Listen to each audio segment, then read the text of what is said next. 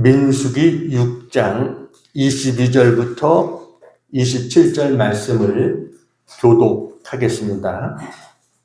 여호와께서 모세에게 말씀하여 이르시되 아론과 그의 아들들에게 말하여 이르기를 너희는 이스라엘 자손을 위하여 이렇게 축복하여 이르되 여호와는 내게 복을 주시고 너를 지키시기를 원하며 여호와는 그의 얼굴을 내게 비추사 은혜를 보시기를 원하며 여호와는 그 얼굴을 내게로 향하여 드사 평강 주시기를 원하노라 할지니라 하라.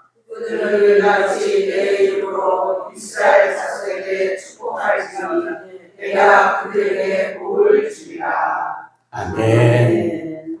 할렐루야. 아멘. 여러분은 복하면 어떤 이미지가 떠오르십니까?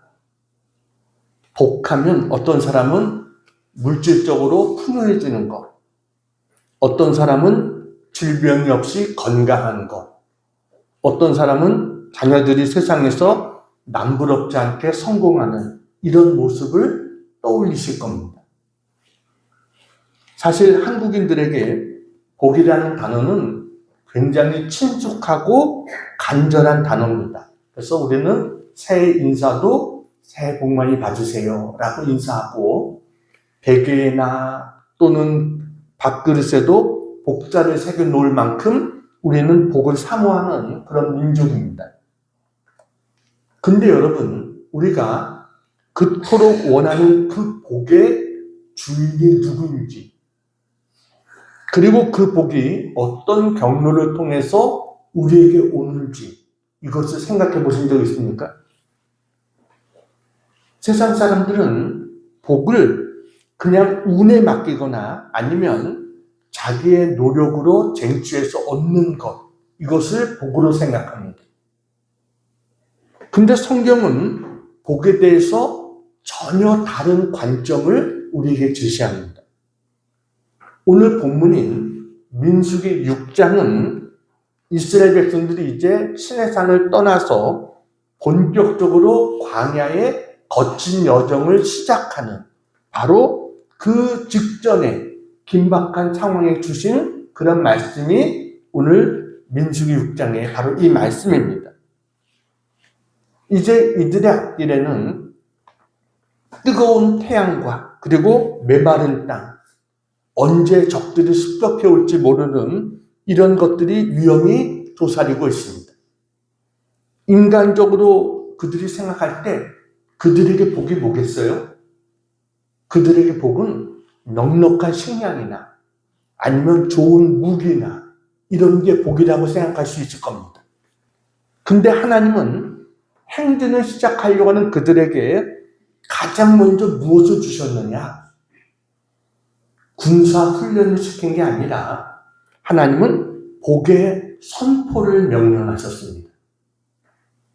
오늘 22절과 23절 같이 한번 읽어보겠습니다. 시작. 여호와께서 모세에게 말씀하여 이르시되 아론과 그의 아들들에게 말하여 이르기를 너희는 이스라엘 자손을 위하여 이렇게 축복하여 이르되. 오늘 이 말씀은 우리에게 매우 중요한 영적 원리를 가르쳐줍니다. 첫째는 복은 인간의 요청에 의해서 마지못해 주어지는 것이 아니라 하나님의 철저한 계획과 의지에 따라서 주어지는 것이 복이다라고 하는 것입니다. 하나님은요, 자기 백성에게 복 주기를 기뻐하시는 하나님이십니다. 하나님은 아브라함을 부르실 때도 축복의 통로가 되게 하기 위해서, 근원이 되게 하기 위해서 아브라함을 부르셨잖아요. 하나님은요, 우리가 구하기도 전에 광야 같은 세상길을 살아갈 우리들에게 하나님은 먼저 축복의 문구까지 다 작동해 가셔가지고 너는 이렇게 축복하라, 이렇게 하나님께서 말씀을 하시는 거예요. 그러니까 광야길을 시작하는 이스라엘 백성들에게 먼저 하나님은 축복해 주시고 그 문구까지 다 이렇게 하라 하면서 하나님은 그들을 축복하라고 하나님은 말씀을 하십니다. 또 하나 중요한 것은요, 하나님의 복은 말씀을 통해서 전달된다는 것입니다. 하나님은요, 제사장이라는 사람을 세워서 그를 통해서 축복하게 하셨어요. 그러면 하나님이 그 빌어준 복을 내가 반드시 책임지고 지켜주겠다라는 것입니다. 그게 하나님의 약속입니다. 오늘 이 자리가 바로 그런 자리입니다. 여러분, 목회자를 통해서 하나님이 주시는 그 축복 기도가 단순히 종교적인 의식이 아니라 실제적인 하나님의 약속인 것을 믿으시기 바랍니다. 하나님은 오늘 우리들에게 축복의 설계도를 주십니다. 과연 하나님이 우리에게 주시고자 하는 복이 무엇이냐? 오늘 이것을 통해서 함께 은혜를 나누겠습니다. 자, 첫 번째 같이 한번 읽겠습니다. 시작. 지키시는 복입니다. 하나님 우리에게 약속하신 첫 번째 주시겠다고 하신 복은 지키는 복이다라는 거예요. 24절 우리 같이 읽겠습니다. 24절 시작. 여호와는 내게 복을 주시고 너를 지키시기를 원하며. 너를 어떻게 하기를 원한다고요? 지키시기를 원한다 그랬어요. 여기서 지킨다는 단어가 히브리어로 샤마르라는 단어입니다. 성경에서 매우 중요한 그런 단어입니다. 근데 이 단어의 의미가 뭐냐면 가시로 울타리를 치다 그런 뜻이에요. 가시로 울타리를 만들어서 보호하다. 이게 지킨다라는 단어의 의미입니다. 그러니까 고대 근동에서 목자들이 양을 지키기 위해서 하는 방법이 뭐냐면 가시덤불을 모아서 울타리를 만드는 거예요. 그러면 맹수들이 함부로 울타리를 넘어서 들어올 수가 없는 겁니다. 이게 지켜주는 거예요. 그러니까 맹수들이 공격을 못하고 안에 있는 양들은 안전하게 보호될 수 있는 그 울타리, 이게 지켜주신다는 겁니다. 여러분, 하나님은 우리가 인지하지 못하는 순간에도 우리의 삶에 보이지 않는 영적인 울타리를 치고 계신다는 사실을 믿으시기 바랍니다. 사탄은요, 우는 사자같이 두루다니며 삼킬자를 찾습니다. 근데 하나님 우리에게 가시덤불로 울타리를 만들어서 우리를 지켜주듯이 하나님 우리를 지켜주신다라는 거예요. 욥기에 보니까 이게 좀 더 분명하게 우리에게 설명을 합니다. 욥기 1장 10절 우리 같이 한번 빨간 것을 읽어볼까요? 시작. 주께서 그와 그의 집과 그의 모든 소유물을 울타리로 두르시는 때문이 아니니까.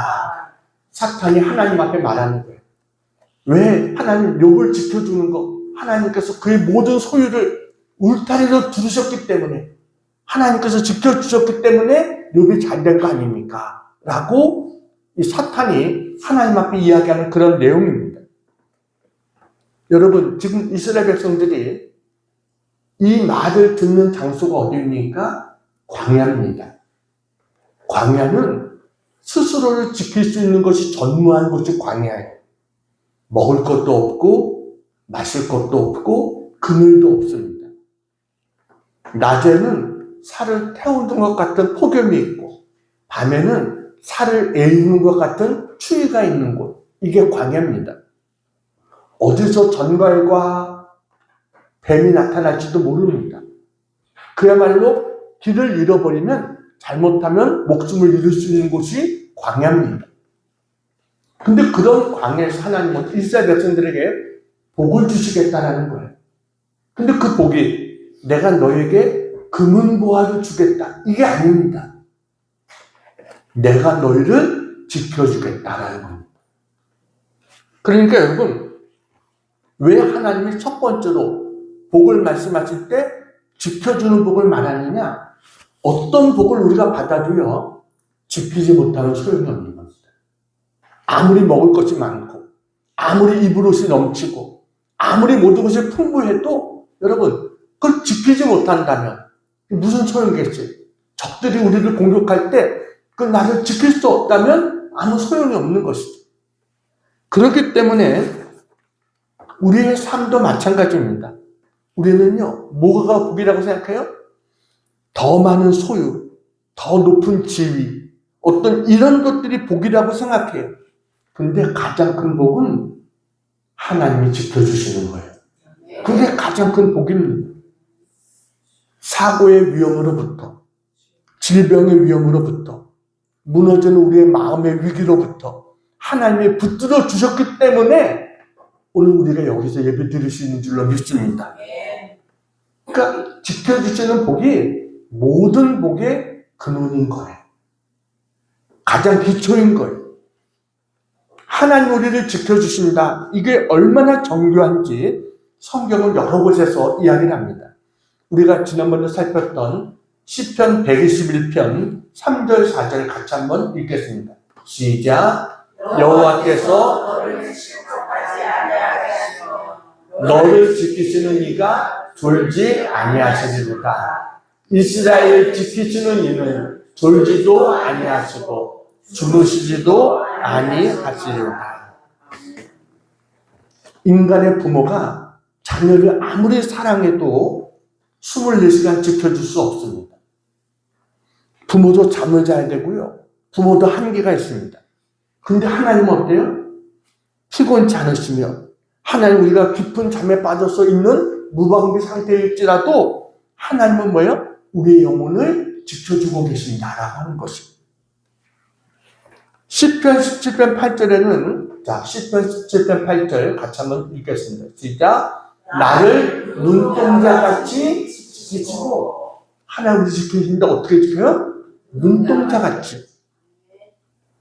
우리의 신체 중에 가장 민감하고 가장 보호가 철저한 곳이 눈동자입니다.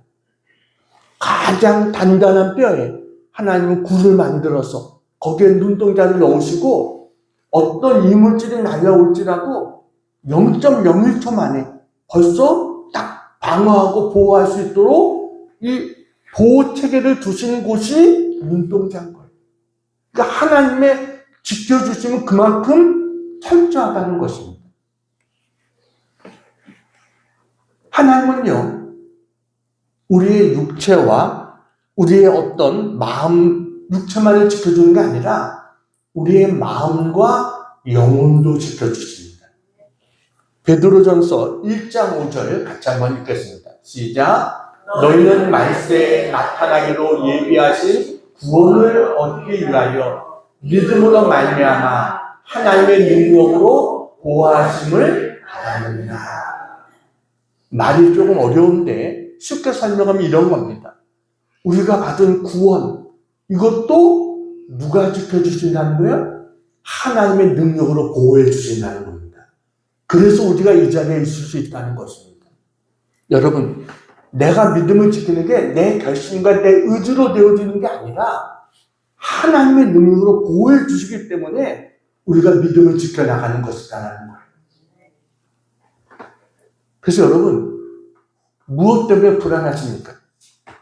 미래가 불안전하기 때문에 그래서 불안하십니까? 아니면 건강에 대한 염려 때문에 불안하십니까?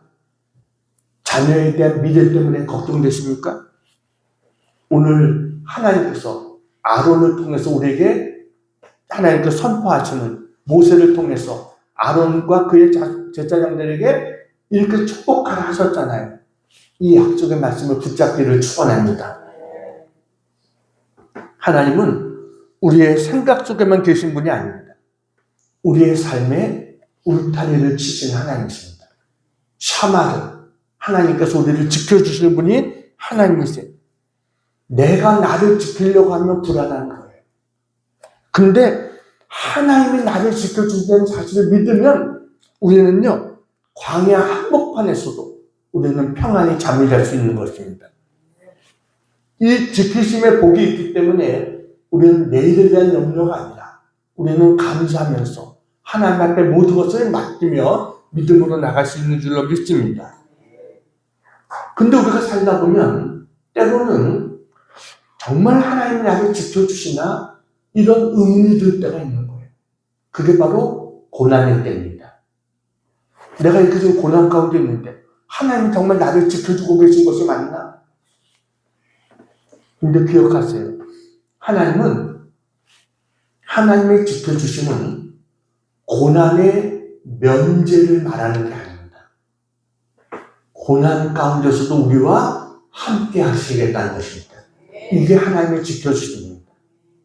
고난을 아예 없애는 게 아니라 고난 가운데서도 나와 함께 해주세요.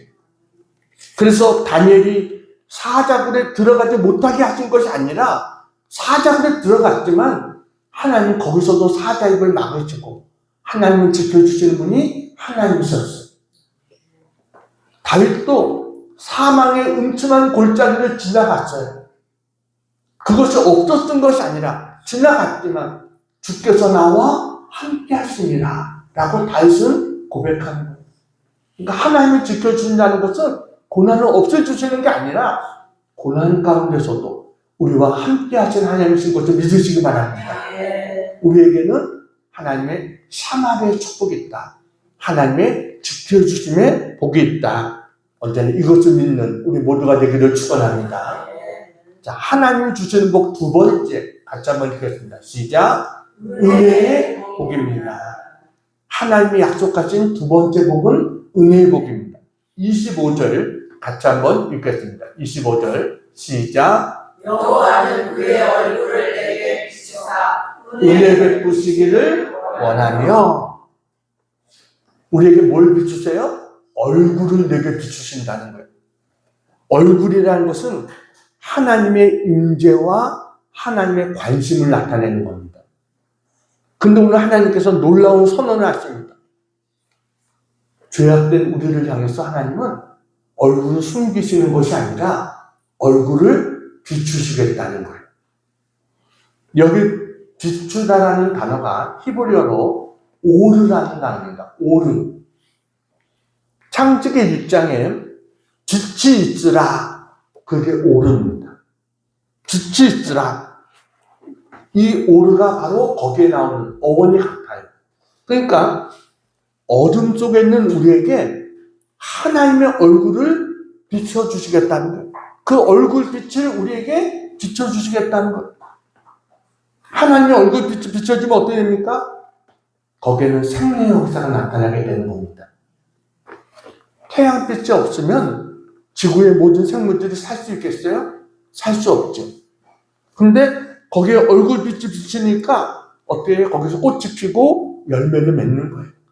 우리의 인생도 마찬가지입니다. 하나님의 얼굴을 내게 비추면 살아나는 역사들이 나타나게 되는 것입니다. 근데 하나님 우리에게 왜 얼굴을 비추세요? 은혜 베풀어 주기 위해서 얼굴을 비추신다는 거예요. 은혜 베풀어 주기 위해서. 하나님이 말하는 성경의 은혜가 뭡니까? 은혜란 받을 자격이 없는 자에게 조건 없이 베풀어주는 하나님의 호의가 은혜인 것이. 그러니까 자격이 있어서 받는 게 아니라 자격이 없는데도 하나님 우리에게 베풀어주죠. 그게 은혜예요. 세상은요, 철저하게 인과 응보의 법칙으로 돌아갑니다. 일한 만큼 대가를 받고요. 잘못한 만큼 벌을 받는 것. 이게 세상의 상식입니다.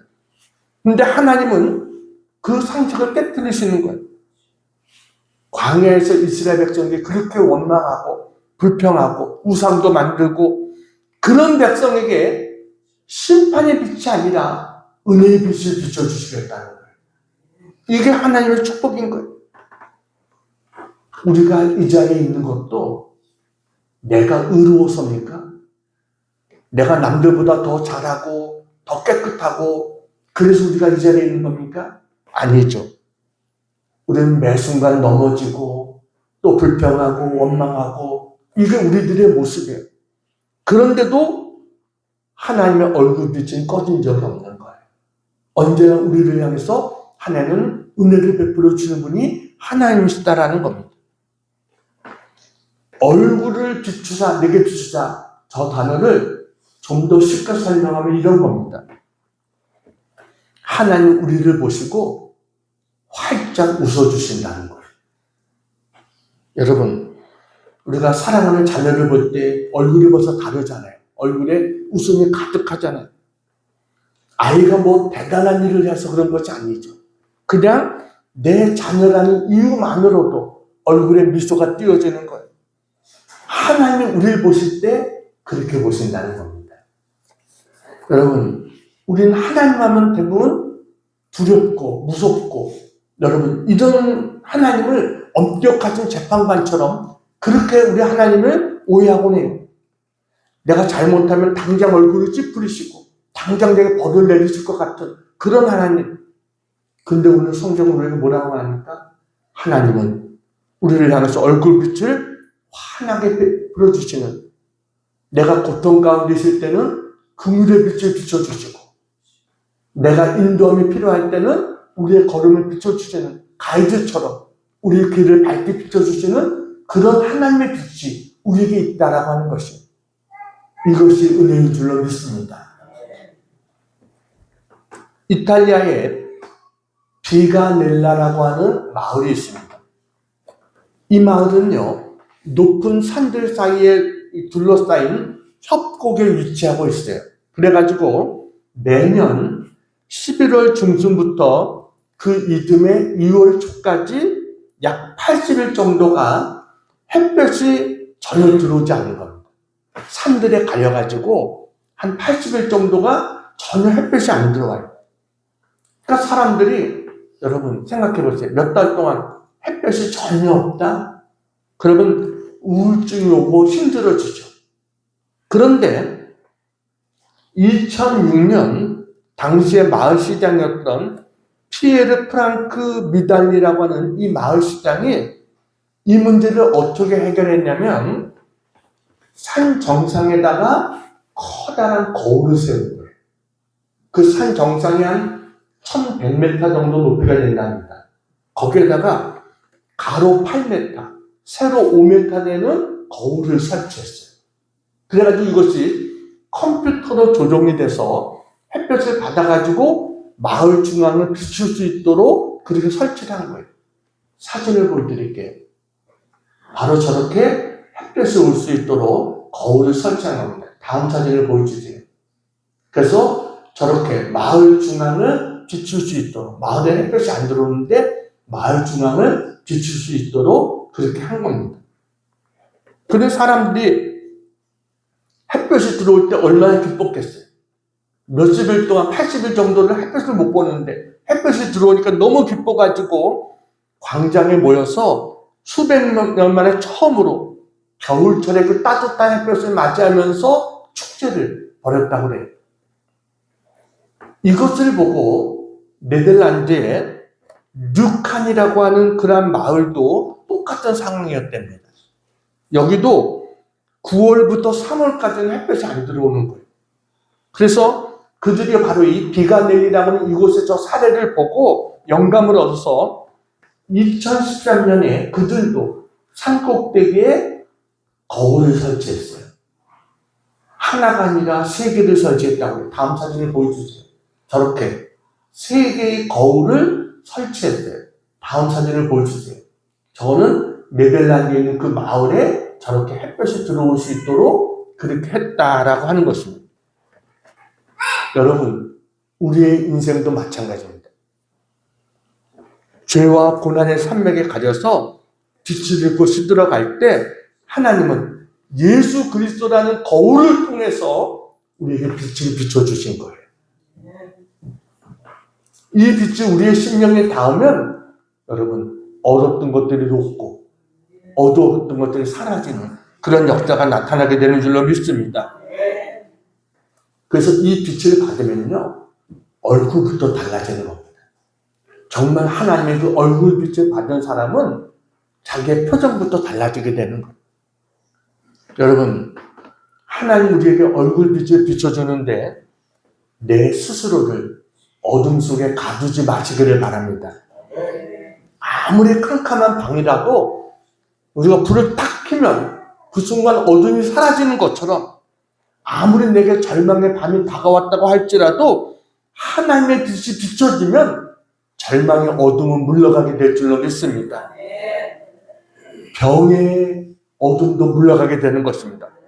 고통과 괴로움의 모든 흑암의 권세도 사라지게 되는 것입니다.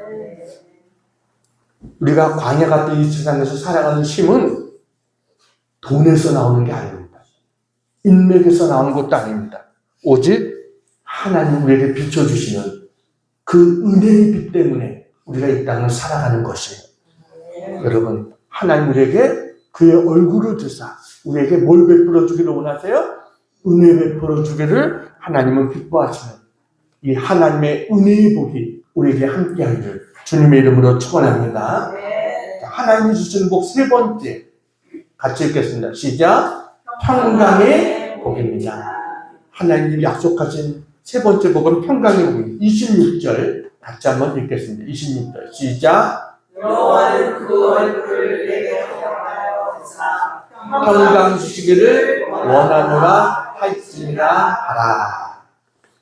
25절에는 비추사라고 했어요. 근데 26절에는 향하여 드사라고 말했습니다. 약간의 차이가 있는 것 같지만 얼굴을 우리를 향해서 비추사, 이것은 뭐예요?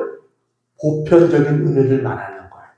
근데 26절에 향하여 드사라는 것은 좀 더 개별적인 특별한 관심을 가지고 우리를 바라보신다는 거예요.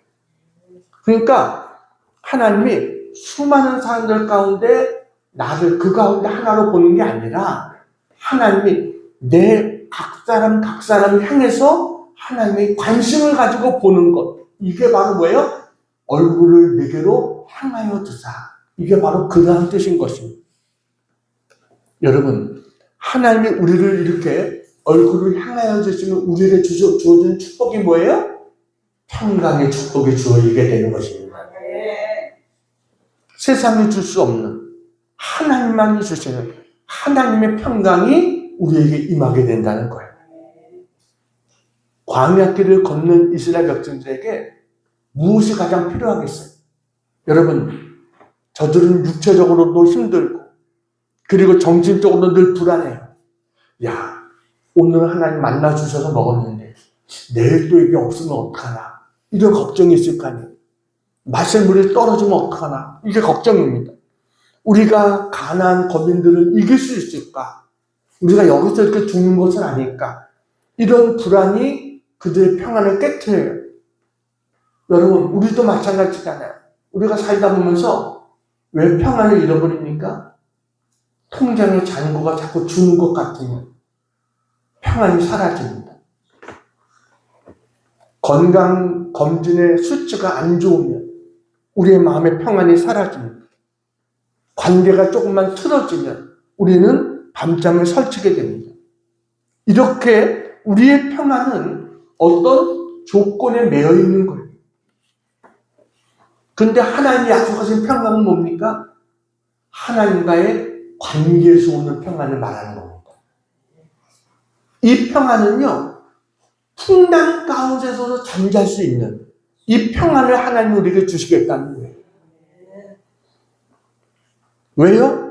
하나님 나와 함께 하심을 믿고 하나님 내 길을 지켜주시고 하나님 내게 은혜 주실 것을 믿기 때문에 그 하나님 나에게 관심을 가지고 나를 사랑한다는 사실을 믿기 때문에 평안한 거예요. 환경은 힘들고 어려운데 하나님 나와 함께 하시는데 이걸 믿으니까 평안해지는 거예요. 여러분, 그래서 평안은 우리의 시선에서 오는 겁니다. 내 환경에서 오는 게 아니에요. 내가 뭘 바라보느냐에 따라서 우리의 평강이 달라지는 거예요. 하나님을 바라보기 시작하면 우리에게 평강이 찾아와요.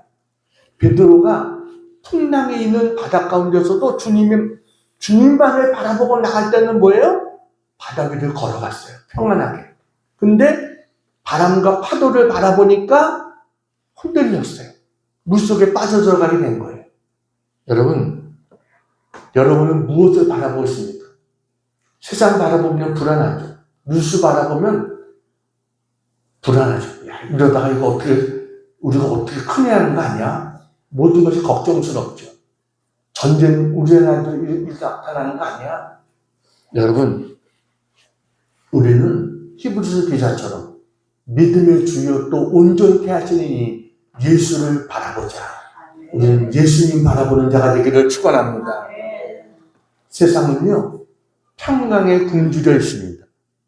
겉으로는 화려해 보이지만 속은 불안과 분노와 우울로 찢겨져 있습니다. 이런 세상에서 우리가 할 일이 뭐예요? 하나님의 평강 입은 자의 모습을 보여주는 거예요. 하나님의 평강이 임하면 이렇게 우리가 평안하게 살아갈 수 있다. 이것을 우리는 보여줄 수 있는 그런 우리가 되어줘야 되는 겁니다. 하나님은 우리가 염려하지 않고 기도하면 이 평강을 주시겠다고 약속하셨어요. 아무것도 염려하지 말고 오직 모든 일에 기도와 간구로 너희 구할 것을 감사함으로 하나님께 아뢰라. 그리하면 모든 지각에 뛰어난 하나님의 평강이 그리스도 예수 안에서 너희 마음과 생각을 지키시리라. 할렐루야. 하나님이 우리를 향해서 관심을 가지고 쳐다보시면 거기에서 기적이 일어나게 되는 줄로 믿습니다. 예수님이 여리고를 지나갔는데 바디메오가, 소변거지 바디메오가 예수님 앞에서 부르짖잖아요. 다윗의 자손 예수여, 나를 불쌍히 여기소서. 예수님이 가던 걸음을 멈추고 그를 쳐다봐 주시니까 기적이 일어났어요. 그의 소경된 눈이 떠진 거예요. 하나님이 나를 향해서 관심을 가지고 나를 지켜봐 주시면 여러분 거기에 평강이 임하게 되고 거기에 하나님의 기적이 임하게 되는 줄로 믿습니다. 그래서 민수기 6장에 하나님의 축복은 평강으로 마무리됩니다. 지키시는 복으로 시작해서 은혜의 과정을 지나서 평강의 복으로 마무리되는 것, 이게 하나님이 약속하신 축복이다 라고 하는 것입니다. 이제 한 가지 이야기하고 마치려고 합니다. 박동률이라고 하는 집사님이 계십니다. 사진을 보여드릴게요. 바로 저분입니다. 박동률 집사님.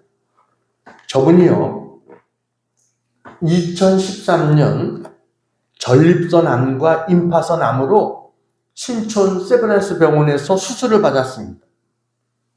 전립선 암은 계속 항암 치료를 해야 됐고 임파선 암은 제거됐어요. 근데 문제는 급성 폐렴이 온 겁니다. 2015년 8월에 응급실에 입원했는데 체내의 산소가 급격히 떨어지면서 혼수 상태가 됐어요. 엑스레이 사진을 찍어보니까 폐가 하얗게 된 거예요.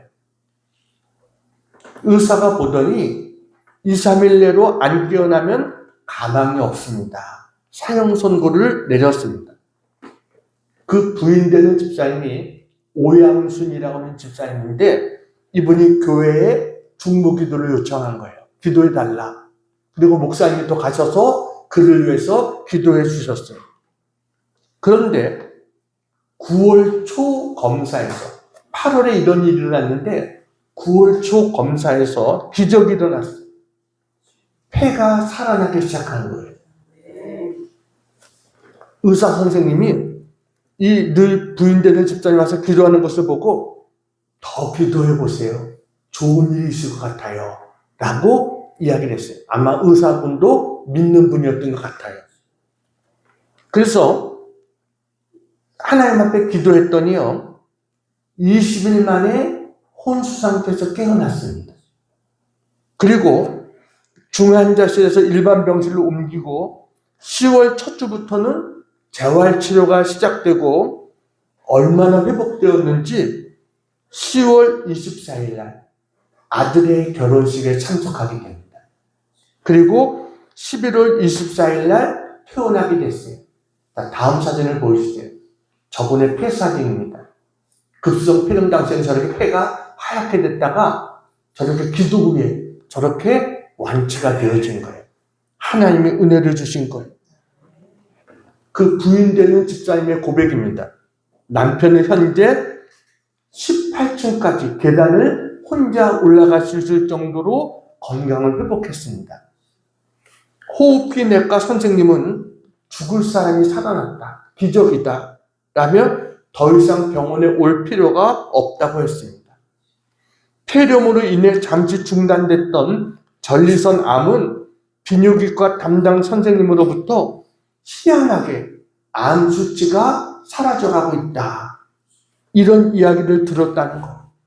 그래서 저는 남편의 전립선 암이 머지않아 하나님의 손길로 치유될 것으로 확신합니다. 라고 하나님과 교회 앞에 감사를 드렸다고 합니다. 의사는 사형 선고를 내렸지만 하나님의 샤마르, 하나님 울타리로 그를 지켜주신 줄로 믿습니다. 하나님이 지켜주셔야 됩니다. 하나님이 은혜 주셔야 되고요. 하나님이 평강 주셔야 될 줄로 믿습니다. 오늘 성경은 마지막 이렇게 말씀하십니다. 27절입니다. 27절 같이 읽겠습니다. 시작. 그들은 이같이 내 이름으로 이스라엘 자손에게 축복할지니 내가 그들에게 복을 주리라. 하나님 제사장에게 뭐예요? 내 이름으로 축복하라 라고 말씀하십니다. 축복은 제사장이 하지만 복을 주시는 분은 누구라는 거예요?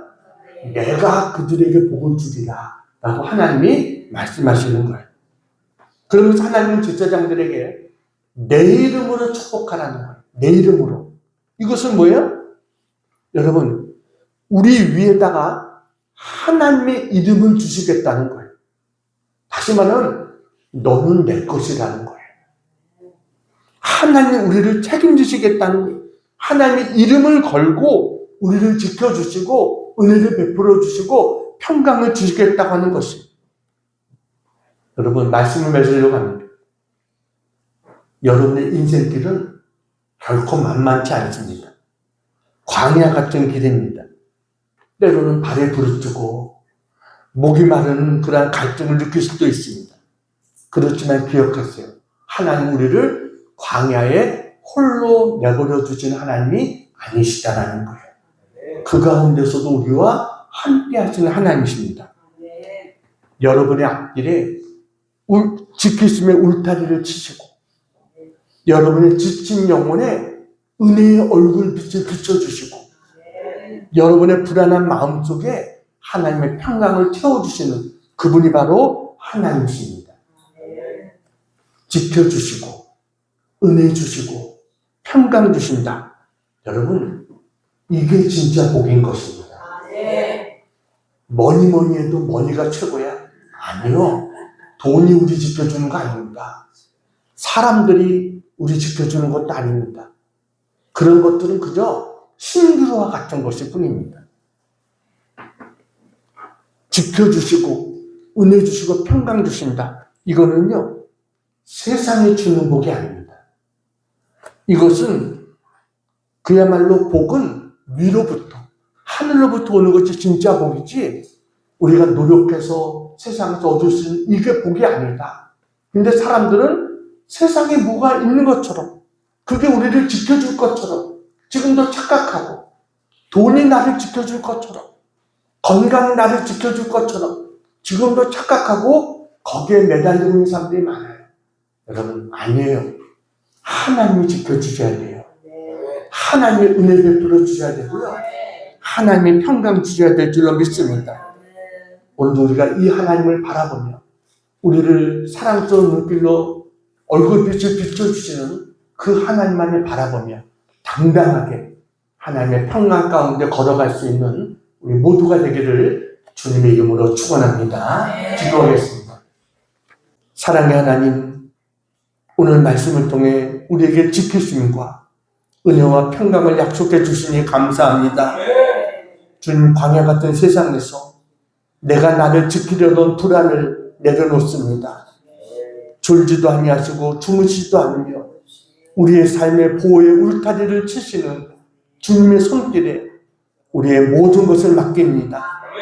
나의 가정과 나의 자녀와 나의 일터도 하나님 앞에 맡깁니다. 하나님 지켜 주시옵소서. 우리를 향해 얼굴빛을 비추시는 주님, 자격 없는 우리를 사랑의 미소로 용납하시는 그 은혜에 감사합니다. 세상에 주는 열등감과 어둠에서 벗어나 하나님의 얼굴 빛을 받는 존귀한 자녀답게 살아가게 도와주시옵소서. 우리가 받은 그 따스한 빛을 이웃과 세상에 비추는 은혜의 통로가 되게 하여 주시옵소서. 하나님, 무엇보다 우리 마음속에 하나님의 평강을 채워주시기를 원합니다.